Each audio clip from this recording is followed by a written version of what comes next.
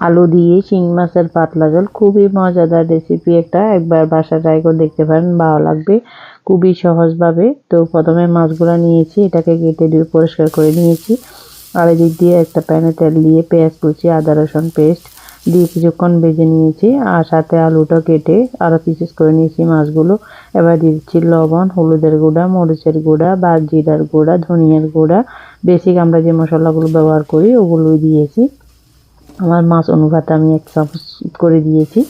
তো এবার একটু পানি দিয়ে ভালো করে কষিয়ে নিচ্ছি। কষিয়ে নিয়ে ঝোলটা কমিয়ে এবং ডালটা এসে উঠলে এবার কিছুক্ষণ কষিয়ে নিচ্ছি মাছগুলো দিয়ে। তো কষিয়ে নিলে এবার আলু সুদ্ধ আমি কষিয়ে নিচ্ছি। আলুটা আপনারা বাছতেও পারবেন।